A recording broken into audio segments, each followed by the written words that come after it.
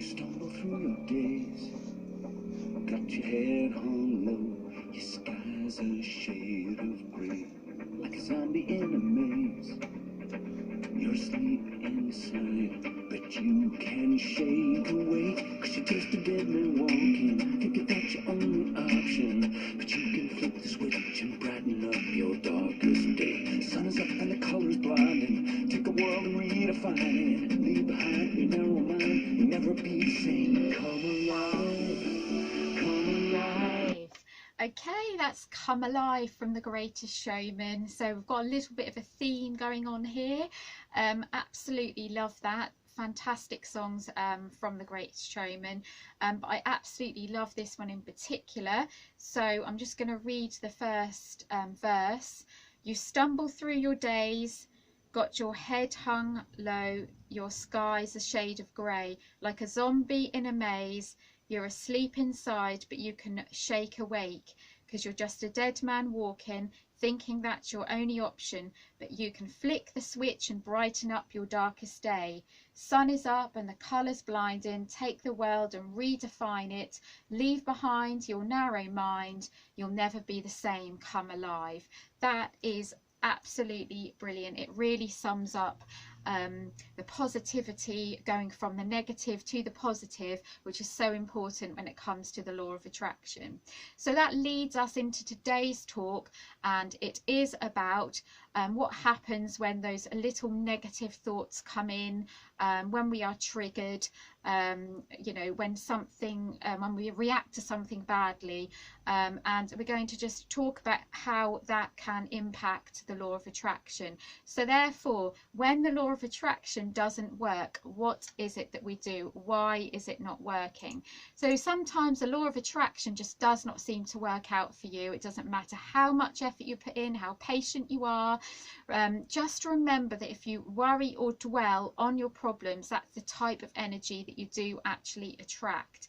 So the law of attraction brings you what you think about. The law of attraction itself is completely neutral, and it doesn't know what you want until you think about it. And the same with the universe, and until you think about it, it does not know what it wants, what it is exactly what it is that you want. So if you're thinking negative thoughts, and negative thoughts can stem from a number of different sources that are completely personal to you, and sometimes it can be really hard to identify exactly what it is that is blocking you, and some of those common reasons I will talk about in a moment. So even when things haven't happened the way you hoped, it is important to still try to remain optimistic. One of the things I was talking about yesterday is the law of polarity. There's always a positive that does come out of a negative situation. So if you do begin to feel frustrated, try to take some time out, try to go for a walk, try to calm down, or even try to just take your mind off it completely and think about something else. So unless you really do believe from the bottom of your heart that change is possible, then the law of attraction will not work. So it doesn't matter how much you try, how much of the motions of the law of attraction you put into place. If you truly feel from the bottom of your heart, if there's any doubts, unfortunately it will not work. So one thing sometimes that can stop it from working is resistance. So it might be that you hold an image of yourself in your mind that contains limiting beliefs, which is something that we talked about before. So there may be a part of you that truly doesn't believe that a particular goal could work out in your best interests. It might be there's a part of you that, for example, if you are the kind of person that, you know, want to be a coach, for example, like me, and believe me, you know, I felt this way as well. It might be that you don't feel confident, that something inside may make you feel you know, maybe I'm not confident enough, maybe I can't speak in front of other people, you know, maybe I just don't have that in me. So if you've got that little bit in you, and therefore not achieving that success actually brings you comfort, so there's a part of you that thinks, well, actually, you know, if I achieve that achieve that, I'll be completely out of my comfort zone. There may be a part of you that think if I don't achieve it, that will bring me more comfort.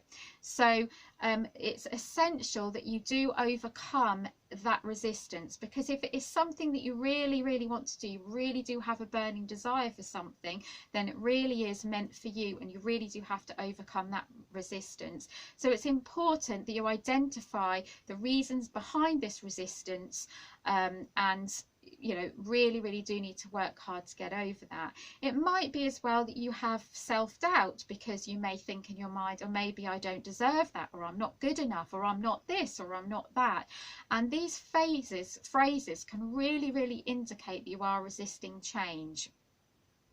So I think is important, and this is a good technique for you, is to write down all those phrases, that self-talk that you often have in your mind. It might be that you find it difficult to do that, and it might be better to ask a member of your family or a friend and say, you know, what is there anything negative that I do actually say about myself? What phrases do I say that you know, are not positive towards myself? And it might be something, you know, that you say regularly, and because sometimes it is quite hard to identify those things yourself, and sometimes other people can be more aware of your negative statements than maybe you are. So becoming more aware of these negative thoughts won't necessarily prevent the law of attraction from working. So just becoming aware of your negative thoughts is not going to prevent the law of attraction from working, because that negativity already exists within you. So all you are doing is just bringing those negative feelings up to the surface in order to address them and in order to release them. So once you are clearer about exactly what it is that's blocking you, you can then work out why. Why is that blocking me? Is that because of something someone has said to me in the past? Is it something that you've perhaps felt that you failed at, that's something similar that you failed at in the past? But there's no such thing as fail, by the way. I do not believe in failure. Anytime, I just believe that it's a stepping stone. So if you really, really want something, there's no such thing as failure. You can learn from everything that's happened in your past. So if you really, really think it's going to go wrong, then that is exactly what's going to happen. Okay, so the next thing to remind yourself is why your statement is wrong. So sometimes it's good to write these things down. Okay, so trying to make it clear about exactly what it is that's blocking you. Why is it blocking you? Write the statement down.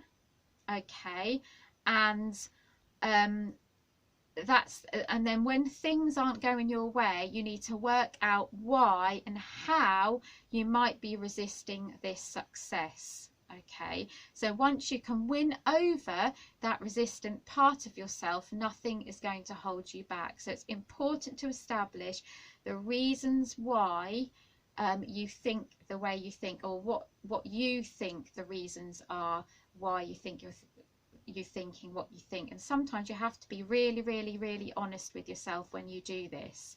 So if you think about what you want to achieve and imagine yourself in a situation where you have already done so, which is what we talked about on day 2, this will help you again overcome any inner resistance that you might have. Right, so another thing is attracting negatives as well. So it's easy to allow negative ideas into your thoughts, like ideas like I won't succeed, or you know, these kind of things can stay stuck inside your mind until you really do believe that they are true. And if you keep repeating these negatives, you're going to attract more negatives, and the chances are that it then becomes a habit, and you just you know, it becomes a downward spiral, and it becomes a habit. So rather than talking negatively about yourself, start writing some affirmations, some positive statements about yourself, and repeat those rather than repeating the negative. So that's something that perhaps you can put into place. So another reason, another time when the law of attraction may not necessarily work is a lack of clarity. So sometimes if you really don't know what it is that you really want, you probably won't get it. So the more specific you are, the more likely that it is going to happen. So we talked about yesterday about imagining that you are in that situation and really feeling it as well, like feeling all the emotions of already having what it is that you desire. So it's important as well to really articulate what you want, talk about it as well, not just by simply saying it to yourself because that's what you want to be happy, but actually, you know, really feeling it and talking to other people about it as well. So another thing, so it's just to get clear on what you want. Another reason why it might not happen is fear. Perhaps you're worried that if something is happening in your life, you may attract that very thing that you want to avoid. So for example, if you keep saying to yourself that you can't afford to lose your job, you may end up having problems at work. So if you're constantly thinking about the thing that you're fearing, then quite often you know, a negative situation happen with regards to the thing that you're fearing. So the solution is to just focus more strongly on the positives rather than the negatives. Another reason that the law of attraction doesn't always work is impatience. So it's tempting to think that you can make a list of what you want and that you'll get it instantly, but you know, you may think that you're just going to get the results like that. But sometimes you do, sometimes you don't. But just do not become disheartened when you don't get what you want immediately, because the more emphasis, the more urgency, or the more kind of impatience that you have, and the more impatience you have, you're showing the universe that you're you know, you're showing the universe impatience basically, and then you will just attract more to be impatient about. Okay, so that is something that you do not want to do. So there's, you know, try to avoid placing limits and allow things to just flow and allow things to just happen in their own time. Okay. And success is often, you know, done step by step anyway. So if you, like I talked about yesterday, if you want something, then you also have to take action. And, you know, if you're showing that you're just taking those little steps daily towards your goal, and you're just sort of kind of going with the flow as well, you're more likely to achieve success. Okay. Okay, another thing could be that if you resign yourself to not having what you want, and you feel hopeless or discouraged, then you're unlikely to get it, and that is what you're going to attract. So feeling frustrated will just end up receiving even more to be frustrated about. So that is not what we want. Okay, that's definitely not what we want. Right, okay, so we're now going to have a little look at recognizing negative thoughts and how to identify why sometimes we are triggered. Okay, so there's quite a lot to get through tonight, so just to let you know that I won't actually be going through everything all in one night, because there's a lot of content, so I'm going to break this part of it into tomorrow's as well. So all the topics that we're learning today, I'm also going to continue tomorrow, because there's quite a lot here to get through. So, okay, so negative thoughts. Now, you will actually be surprised that during the day we do tend to focus on a negative thought quite often. We do focus on negative thoughts quite often because, like I said yesterday, we are working at least on 90% of our subconscious brain, and the average person has approximately about 50,000 to 70,000 thoughts per day. And sometimes this can sort of get out of hand. So if you're thinking that many thoughts per day, within those thoughts there's bound to be some negativity. But the best thing we can do to stop negative thoughts is to try to become more aware of those negative thoughts. Try to become more aware of the times when we are thinking in a negative manner. So try, if you can, that when you feel yourself or identify and realize that you're thinking a negative thought, try to literally tell yourself to stop. Now there is actually something that I learned in one of my courses, where if you put a elastic band around your wrist, and as soon as you think a negative thought, just stop yourself and just ping that elastic band, just to become aware that you've just had that negative thought. Okay, so that's just one little exercise that you can actually do. So literally stop yourself, either mentally or out loud. Say stop, or mentally or out loud. Maybe not out loud if you've got people around you, because they might think you're a bit doolally. And then immediately just sort of refocus on more positive, on a more positive outlook, and try to flip it over and think of the positives that can come out of that. So basically changing your thoughts. So our life is a reflection of everything we have programmed into our mind over time. So our external world is a reflection of our internal self-talk and our internal world.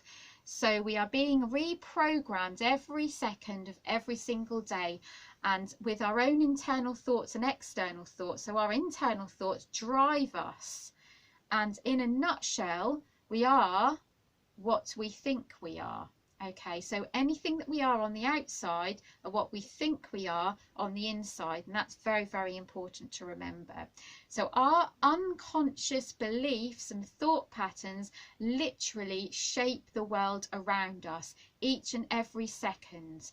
Okay, much like a broken record, our thoughts can get stuck on what our problems are.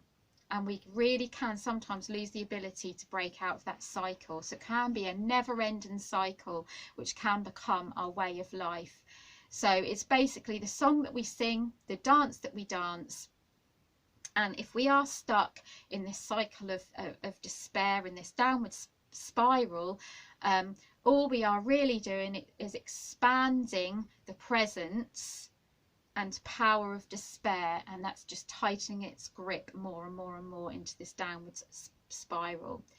So my tips for changing automatic negative thoughts are: one, and you might want to write this down, is one, identify your automatic negative thoughts, because thoughts are directly linked to your feelings and behaviours. So thoughts can influence how you feel, and that can influence then what action you take and how you behave. So perhaps if you list your negative thoughts to help increase your awareness about what you think on a regular basis, and that itself can improve your ability to change your thoughts into healthier alternatives. Okay.